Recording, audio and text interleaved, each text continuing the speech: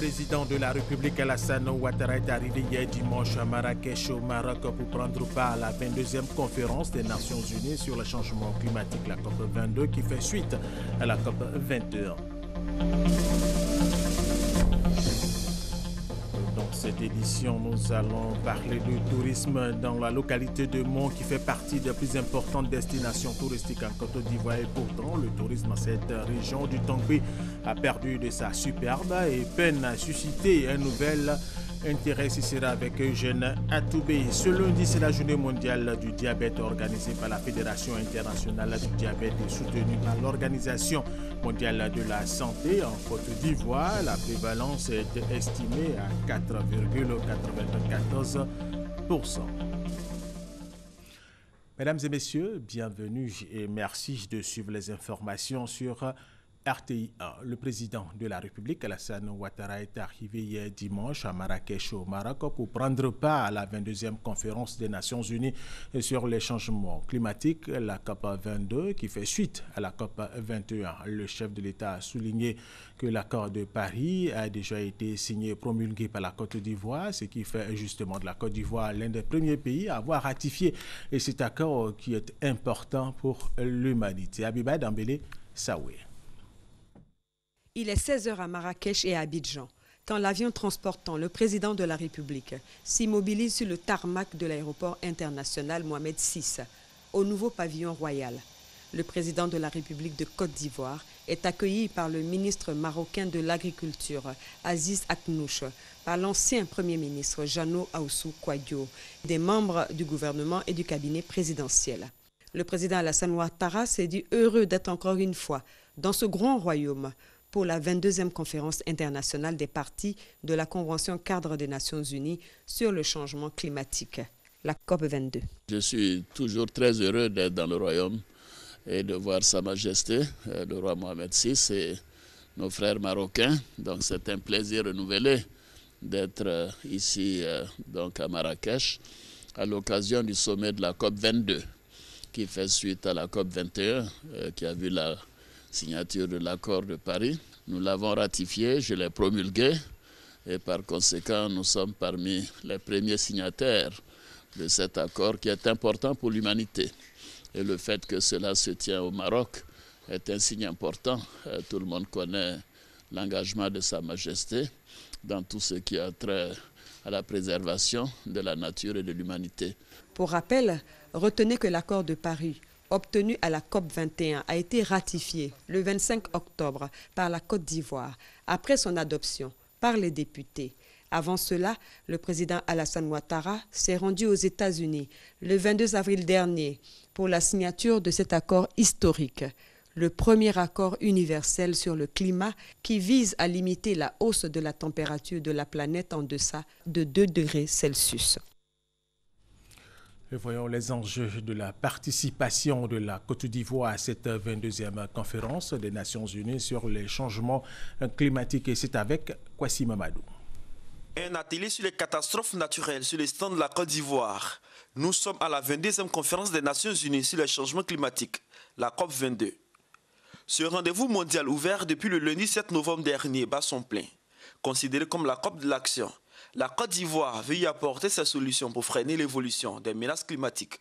En fait, c'est un véritable programme qui doit permettre donc de produire moins de gaz à effet de serre. Et ce programme aboutit à 28% en moins de gaz à effet de serre à l'horizon 2030. Donc dans ce programme, vous avez tout simplement le secteur de l'agriculture, le secteur des déchets, l'énergie par exemple, qui vont être prises en compte à travers des projets structurants pour faire en sorte que nous ayons de nouvelles manières de produire, de nouvelles manières de consommer qui aboutissent à cette diminution de production de gaz à effet de serre. Dans ces différentes propositions, la Côte d'Ivoire accorde une place prépondérante à la jeunesse. Créer les opportunités d'expression des jeunes sur le sujet du changement climatique et sur les métiers nouveaux qu'offre le changement climatique. Et ce sont autant d'opportunités qui nous changent la vie, mais qui surtout nous améliorent la vie avec moins d'impact sur notre environnement. Et la Côte d'Ivoire ne veut pas rester en marge de la mobilisation pour le fonds vert. Pour l'instant, la Côte d'Ivoire a pris le devant. La Côte d'Ivoire a déjà envoyé une mission en Corée pour rencontrer l'administration du fonds vert pour le climat parce que nous voulons être prêts au moment où ces financements-là seront mis en place, il faut que la Côte d'Ivoire puisse en bénéficier. Et aujourd'hui, où nous parlons, nous sommes en train de faire la compilation de tous nos projets structurels, secteur par secteur, que ce soit l'énergie, le transport, l'agriculture. Tous les secteurs sont en train de travailler à sortir des projets structurants. Au jour d'aujourd'hui, nous avons 100 projets dans notre portefeuille et nous pensons que nous en aurons beaucoup plus. Pendant ce séjour marocain, le stand de la Côte d'Ivoire va connaître des différentes animations, des ateliers au colloque en passant par des conférences, car la Côte d'Ivoire veut être le leader sous-régional dans la lutte contre le réchauffement climatique. Et restons avec Kwasi Mamadou pour parler du mécanisme de financement présenté aux collectivités, toujours par rapport à la COP 22. Au centre de cette rencontre entre partenaires au développement et élus locaux de l'espace UEMOA, la politique de financement des projets de développement durable des collectivités. Car nombreuses sont ces collectivités africaines qui disposent de projets, mais en panne sèche de financement. Il faut alors solliciter les bailleurs de fonds et les partenaires au développement. Nos besoins sont là, les projets, nous les avons, mais tout est dans l'accès au financement. Et l'UEMOA, à travers le Conseil des collectivités territoriales, a mis en place un mécanisme de financement, une politique qui doit répondre aux besoins des populations. Le principe d'intercommunalité, nous savons que le climat n'a pas de frontières et que les collectivités locales doivent se regrouper dans les zones côtières, dans les zones sahéliennes, dans les zones forestières, dans les zones arides, n'est-ce pas? Aller en intercommunalité pour accéder aux finances. Et ensuite, c'est de disposer de documents de planification et surtout d'amener les collectivités locales à faire des programmations pluriannuelles. Il s'agit alors pour le Fonds mondial pour le développement des villes FMDV de présenter aux élus locaux les opportunités de financement des collectivités territoriales de l'espace UEMOA. Cette structure et d'autres entités se sont engagées à soutenir les collectivités territoriales de l'espace UEMOA, premier acteur dans la lutte contre le réchauffement climatique, de disposer de moyens matériels et financiers adéquats. Mais ces projets-là aujourd'hui ne sont pas formulés d'une manière à ce que les ressources des partenaires financiers, qu'ils soient institutionnels ou privés, puissent être investis sur les territoires. Or, on observe également que les ressources de ces partenaires existent. Les banques africaines sont en surliquidité, les bailleurs de fonds ont des lignes de crédit qui se comptent en milliards de dollars, mais comment faire à ce que ces ressources financières puissent être fléchées vers les collectivités locales et aimerions que beaucoup plus de villes soient justement plus durables, soient aussi décarbonisées par exemple, soient résilients et qu'ils ont des plans d'adaptation, qu'ils ont des plans de biodiversité qui soient aussi beaucoup plus efficaces, peut-être dans leur utilisation énergétique, dans la consommation énergétique, mais aussi la production. Ces élus locaux se sont engagés à s'organiser pour faire porter leurs différents projets afin de bénéficier de financement, mais aussi de la formation de leurs techniciens. Deuxième grand titre de cette édition. Revenons en Côte d'Ivoire pour parler de tourisme dans la localité de Mont, qui fait partie des plus importantes destinations touristiques en Côte d'Ivoire. Et pourtant, le tourisme dans cette région du Tonkoui a perdu de sa superbe et peine à susciter un nouvel intérêt, nous dit Eugène Atoubé.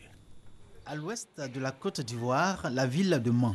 Dans cette région, l'on a fondé d'immenses espoirs dans le tourisme de découverte et de loisirs. De par les opportunités qu'offre sa végétation, sa faune, son relief, son hydrographie, également sa culture. Des atouts qui confèrent à cette partie de l'ouest de la Côte d'Ivoire un grand intérêt touristique. On n'a pas encore exploité le potentiel existant en matière de tourisme. Il faut qu'une bonne organisation se mette en place et que cette organisation attire les touristes vers Mont.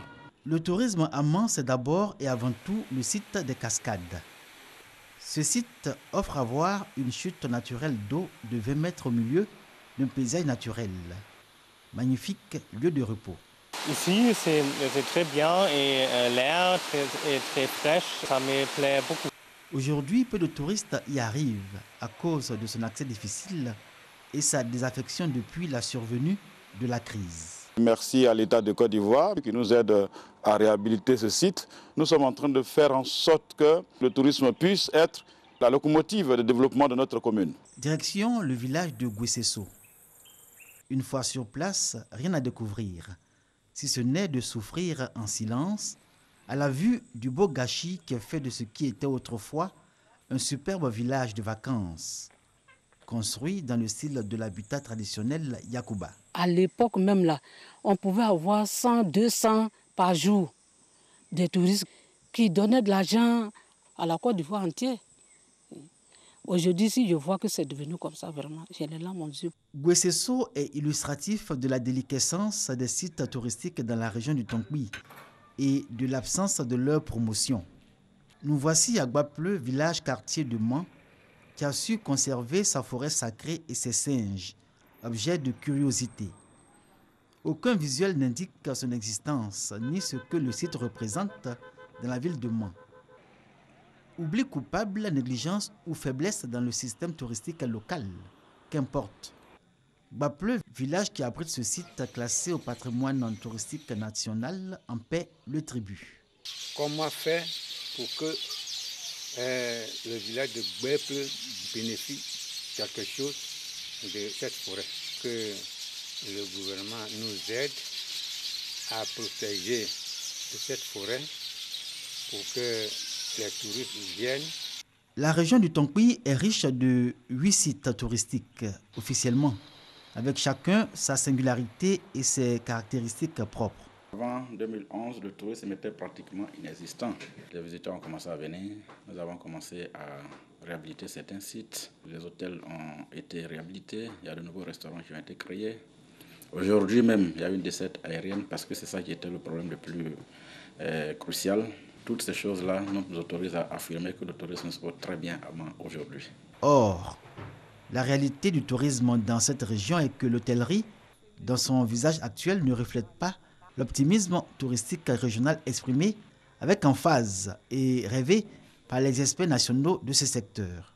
En cause, les difficultés à obtenir les financements nécessaires pour accompagner le rêve touristique de la région du Tonkpi. Les propriétaires d'hôtels n'ont pas d'argent pour entretenir leur complexe hôtelier. Et même certains grands réceptifs, quand tu y vas, on n'est pas satisfait, même à 50% pour la restauration. Et ça, c'est dommage. Nous nous battons pour que les touristes qui viennent, les clients qui viennent soient à l'aise, soient contents d'avoir été chez nous.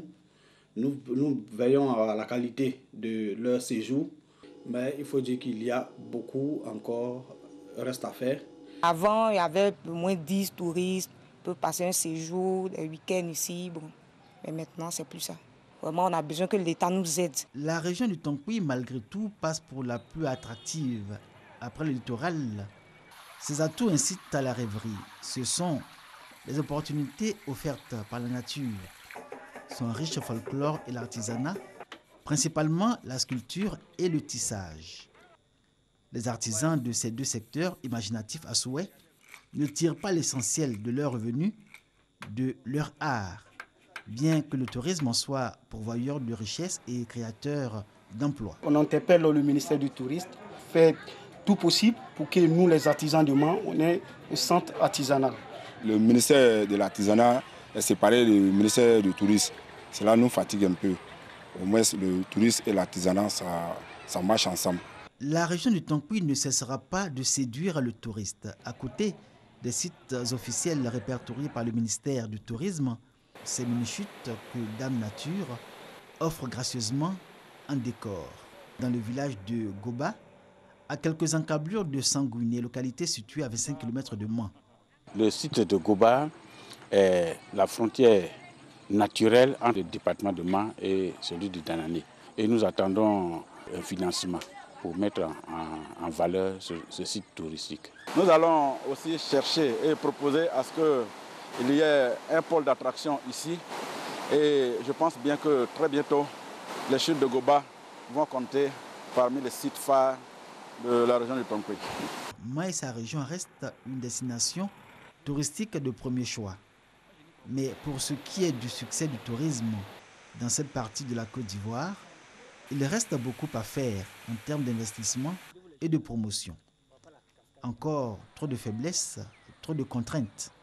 Dès lors, le tourisme comme facteur de lutte contre la pauvreté et moyen de relèvement économique apparaît comme une quête permanente.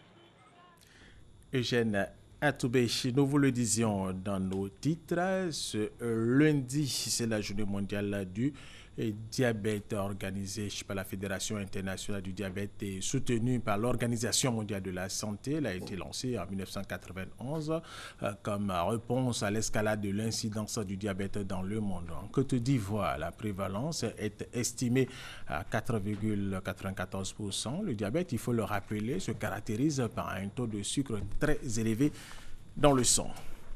Et puis, sachez que c'est le début de la semaine des droits de l'homme en Côte d'Ivoire. Toute une semaine pour parler des droits de l'homme et éclairer les uns et les autres sur leurs droits.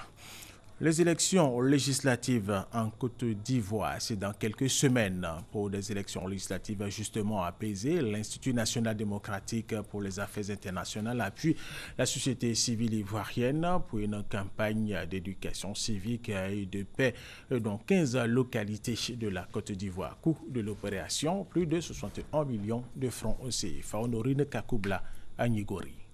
Pour des élections législatives crédibles, transparentes et apaisées, le 18 décembre 2016, 15 organisations de la société civile, issues de plusieurs structures, membres de la plateforme des organisations de la société civile pour l'Observatoire des élections en Côte d'Ivoire, POECI, ont reçu une subvention de 2 à 5 millions de francs CFA chacune. Et ce, de la part de l'Institut national démocratique pour les affaires internationales. Leur rôle, sensibiliser et mobiliser les populations à participer au scrutin et à s'engager pour des élections sans heurts. Quand nous savons par rapport au référendum les incidents qui ont eu lieu et aussi par rapport à l'historique de la Côte d'Ivoire, notamment par rapport aux élections de 2010, il est clair que le NDI veut accompagner pour que ces élections soient des élections législatives apaisées.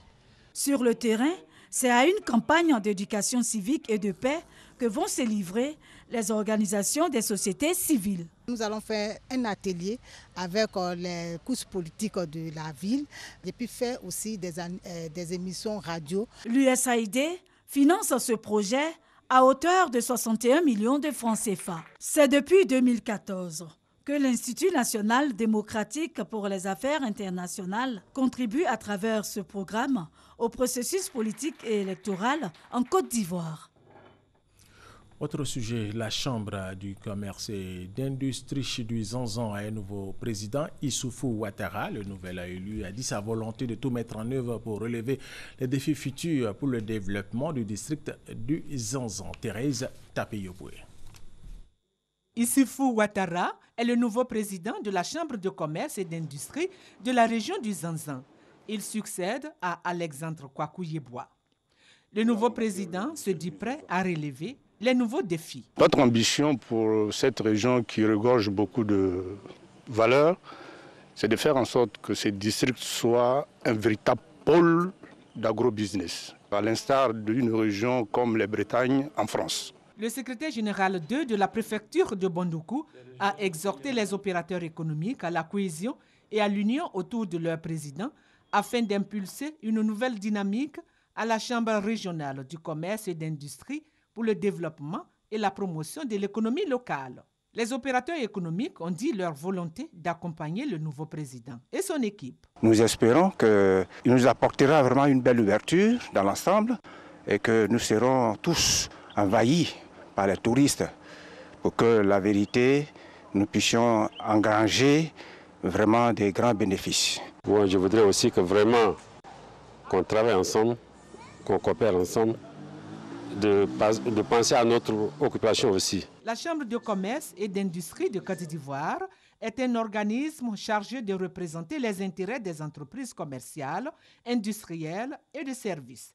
Elle assure également la formation des entrepreneurs et apporte un appui aux entreprises. Une délégation de l'Union européenne a évalué le projet régional d'appui aux enfants et jeunes travailleurs migrants. Il vise à améliorer les conditions de subsistance des enfants et jeunes travailleurs migrants d'Afrique de l'Ouest pour une insertion professionnelle durable. Kwadjo Kwame, RT Boaké. Mission d'évaluation du projet régional d'appui aux enfants et jeunes travailleurs migrants par une délégation de l'Union européenne. Le PRAEJEC vise à améliorer les conditions de subsistance des enfants jeunes travailleurs migrants d'Afrique de l'Ouest par une insertion professionnelle durable dans le marché du travail et un accès coordonné aux services sociaux de base. Je les ai acceptés pour les former. Elles peuvent aussi envisager un avenir meilleur. Pour le bailleur, il s'agit de s'imprégner des activités du projet. Les jeunes, c'est l'avenir, il faut s'occuper d'eux. Je crois que c'est l'intérêt commun de l'Europe et de l'Afrique d'ailleurs, et notamment la Côte d'Ivoire qui en a la volonté. Donc on est très satisfait, je pense, de ce projet. Site visité Bouaké et Katiola. Pour les responsables de l'ONG internationale Save Children, la visite a pour objectif de présenter les activités réalisées et celles en attente d'être menées. À partir du 28 février 2018, lorsque le projet va prendre fin, il y a une appropriation des activités qui ont déjà démarré. Que cette appropriation se fasse aussi bien au niveau central, c'est-à-dire au niveau même du gouvernement, mais aussi au niveau régional. Nous voulons spécifiquement parler des directions régionales avec lesquelles nous travaillons sur le projet. Le projet PRAEJEM est mis en route dans les zones transfrontalières de la Côte d'Ivoire, du Mali et du Burkina Faso. Il a démarré le 1er mars 2015 et s'achèvera le 29 février 2018.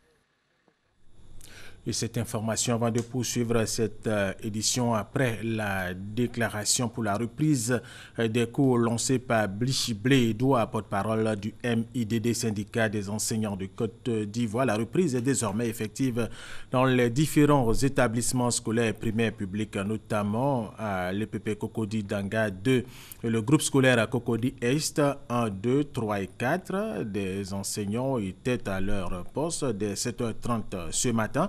Et les élèves aussi sont heureux de retrouver le chemin des classes. L'amicale des anciennes du lycée Sainte-Marie d'Abidjan a organisé une cérémonie de reconnaissance et d'hommage aux éducatrices et infirmières responsables de division de l'école et à la communauté François Xavier. Et cette cérémonie a été doublée d'un don à l'internat de l'établissement. Et c'était en présence de Sita Soro.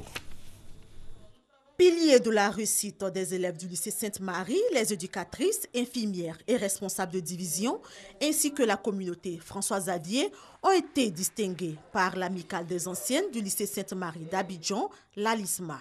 Nous avons pris conscience de ce que ce lycée nous a apporté et nous nous sommes dit que nombreuses sont les femmes qui ont consacré leur temps à nous apporter cette éducation-là. Il a fallu que des dames se sacrifient, donnent de leur temps et n'ont vraiment pas d'horaire particulier. Donc il fallait qu'on leur reconnaisse cela. 5 grilles d'accès aux galeries pour la sécurité des élèves, 130 rideaux de douche, c'est ce qui a été offert aux internes de l'école, ainsi que des pagnes, des trophées et des diplômes délivrés aux éducatrices. Un don que les bénéficiaires apprécient bien. Un sentiment de joie de voir que les anciennes du lycée nous sont reconnaissantes pour le travail que nous avons eu à faire dans leur encadrement. On les a tellement fatigués pour qu'ils étudient, mais finalement, ils ont vu que c'est un bon travail qu'on a fait en étant sévère envers elles. Donc je suis très content. Cette cérémonie a également été l'occasion pour les anciennes de prodiguer des conseils à leurs cadettes afin qu'elles deviennent des femmes épanouies dans la société grâce à leurs études. Aujourd'hui, l'ALISMA a donné naissance à la Fondation Sainte-Marie, une fondation qui se veut un moyen d'optimisation de l'action des anciennes, de la communauté éducative et de tous les partenaires au profit du lycée et au-delà du système éducatif ivoirien. Créé en 1962 par l'État ivoirien et confié à la communauté François Xavier, le lycée Sainte-Marie d'Abidjan se compte parmi les établissements d'excellence en Côte d'Ivoire. Allez, toute autre chose à présent. L'inspecteur général coordonnateur de l'inspection générale de l'éducation nationale Ibrahima Kourouma vient d'offrir aux populations de la commune de Soubré et plus de 6 km de voies reprofilées. Reportage Franck Kouadio pour RTI 1. 6 km de voies reprofilées offertes aux populations. Nous sommes à Soubré et ici le problème de la voirie est une préoccupation pour les populations. Ibrahima Kourouma, un fils de la région, contribue ainsi au développement local de Soubré. Boucle du cacao voit depuis plusieurs années ses activités ralenties par l'état des voies dégradées pour la plupart dans la commune. Le donateur, par la voix de son représentant, comme Mathias, entend faire davantage. Pour leur part, Les populations, par l'entremise du chef régional de la Chambre des rois et chefs traditionnels de la Nawa, Roland Zobré, ont salué l'initiative. Un soulagement, ajoutera-t-il, en prenant l'engagement de tout mettre en œuvre pour faciliter l'achèvement des travaux qui concernent ces itinéraires à travers la commune.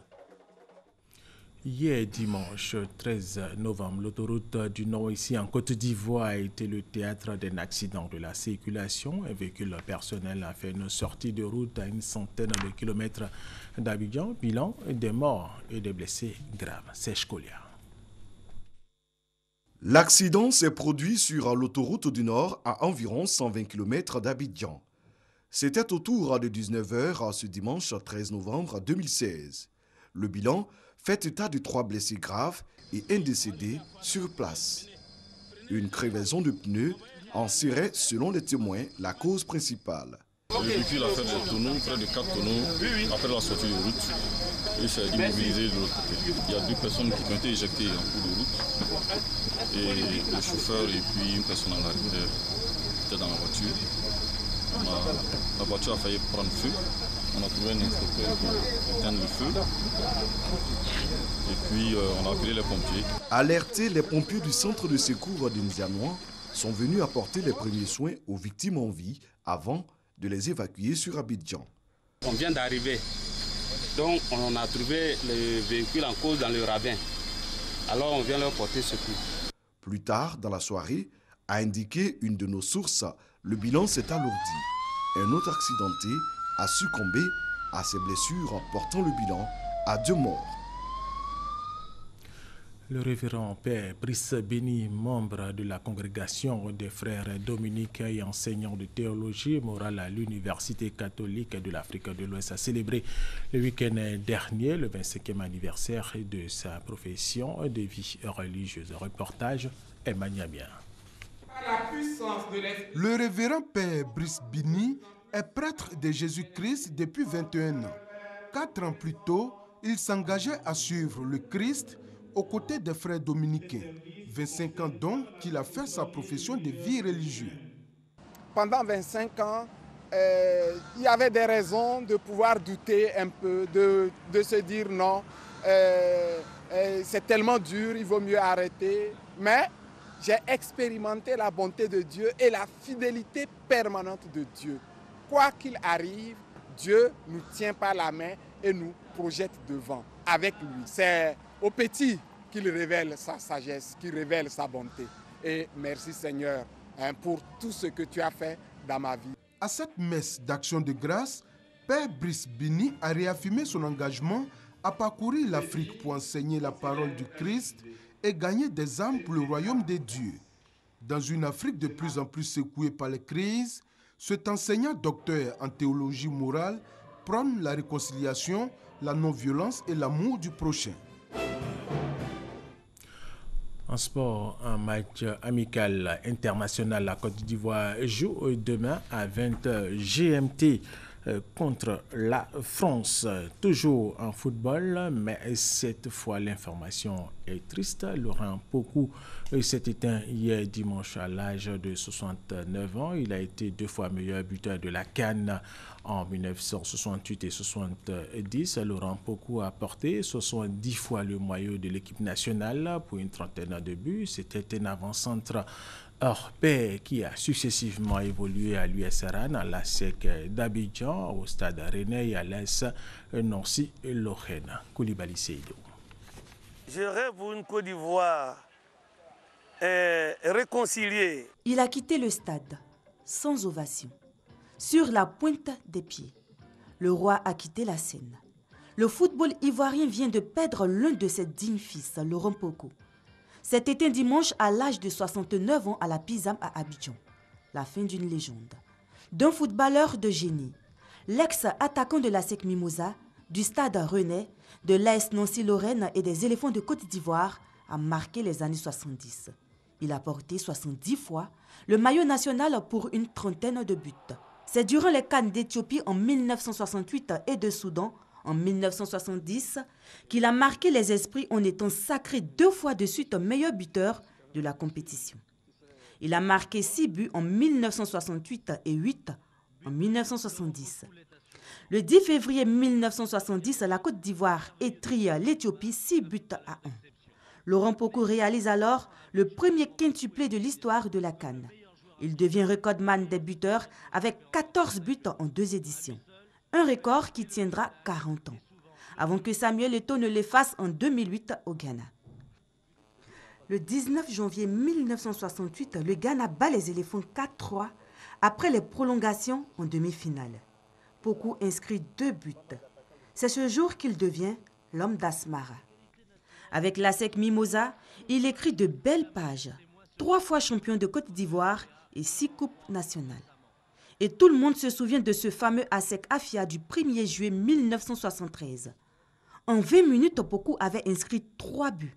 En France, où il signe au Stade Rennais, Pokou devient le duc de Bretagne. En 68 matchs, il marque 55 fois, dont un quadruplé, 3 triplés et 5 doublés. Il remporte la Coupe de France en 1978 avec Nancy, en compagnie des Platini et Moutier. Laurent Pokou a quitté la scène. Le football africain perd l'un de ses illustres représentants. Le roi est mort. Vive le roi! Une légende s'en est allée. C'est la fin de cette édition. Merci de l'avoir suivi. Restez avec nous sur RTI1.